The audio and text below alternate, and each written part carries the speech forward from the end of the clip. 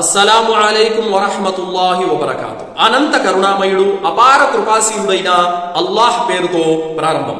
సోదరులారా, సోదరిమణులారా, చాలా మంది హిందూ సోదరులు ఈ ప్రశ్న అడుగుతున్నారు. భాయ్, మీ పండుగలకు మీరేదైనా వండి ఇచ్చినప్పుడు మేము తింటున్నాం కదా, మరి మా పండుగలకు ఏదైనా వండి ఇచ్చినప్పుడు మీరెందుకు తినడం లేదు? అలాగే మా మందిరాల వద్ద ఏదైనా సరే ప్రసాదాలు ఇస్తే అవి కూడా మీరు ముట్టుకోవడం లేదు, ఏమిటి కారణమని వారు బాధపడుతున్నారు. ఇలా బాధపడేవారు కొందరైతే మరికొందరు పని కట్టుకుని దుష్ప్రచారం చేసేవారు కూడా ఉన్నారు. చూడండి, వారు ఏదైనా వండి ఇచ్చిన ఆహార వస్తువులు మనమైతే తింటున్నాం, కానీ మనం ఏదైనా ఇస్తే వారు తినడం లేదు.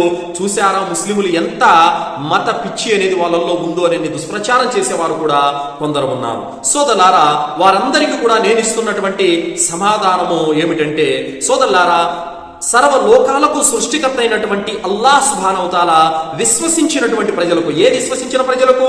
లా ఇలాహా ఇల్లల్లాహ్ ముహమ్మదుర్ రసూలుల్లాహ్, అల్లాహ్ తప్ప మరొక ఆరాధ్య దైవం ఎవడూ లేడు, ముహమ్మద్ అల్లాహ్ యొక్క ప్రవక్త అని విశ్వసించినటువంటి ప్రజలకు కొన్ని కట్టుబాట్లు, విధి విధానాలు, నియమ నిబంధనలు పెట్టాడు.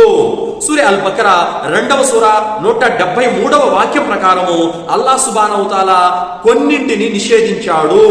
ఆ వాక్యం ప్రకారము దైవేతరుల యొక్క మందిరాల వద్ద, ఆస్థానాల వద్ద, బలిపీఠాల వద్ద వధించినవి, మంత్రించినవి, వాటి పేరు మీదుగా వండినవి తినకూడదని ముస్లిములకు అల్లాహ్ ఆదేశించడం జరిగింది.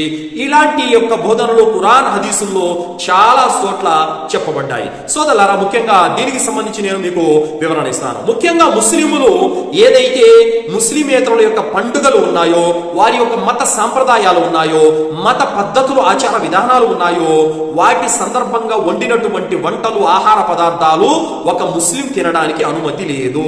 ఇక రెండోది, ఏదైతే మందిరాల వద్ద, దేవి దేవతల వద్ద ఏదైతే బలులు అర్పిస్తారో, ఆస్థానాల వద్ద, బలిపీఠాల వద్ద ఏదైతే జంతువులు వధిస్తారో, మరియు హలాల్ చేయబడనివి ఏవైతే మాంసాహారాలు ఉన్నాయో వాటిని కూడా ఒక ముస్లిం తినడానికి అనుమతి లేదు.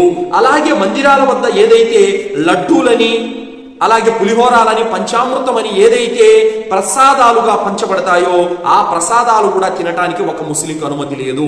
ఎందుకంటే ఒక ఇస్లాం కాకుండా వేరే యొక్క మత సాంప్రదాయాల పద్ధతుల పైన వండినవి ఆహార పదార్థాలు ఒక ముస్లిము ఎంత మాత్రము వాటిని తినలేడు.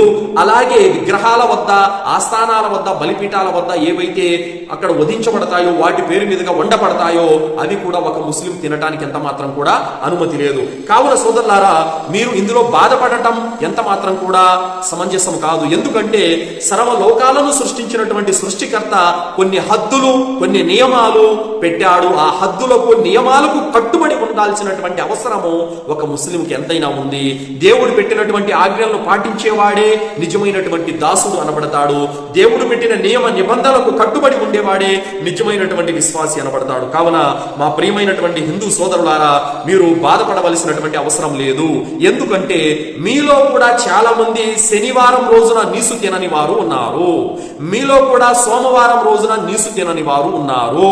అయితే మీరు ఏ రోజైతే శని సోమవారాల్లో మీరు మాంసం ముట్టరో ఆ రోజున ఎంచక్కా మేము చికెన్ బిర్యానీ వండి రండి బాయ్ మా ఇంట్లో ఈ రోజు తినండి అని మిమ్మల్ని శనివారం రోజున, సోమవారం రోజున పిలిస్తే తినటానికని మీరు తింటారా? చెప్పండి, తింటారా?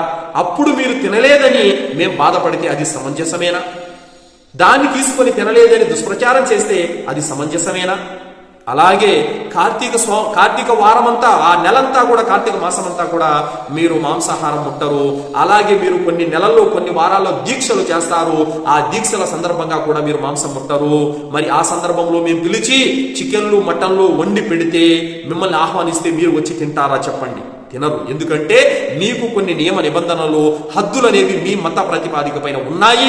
వాటిని దాటి మీరు రాలేరు.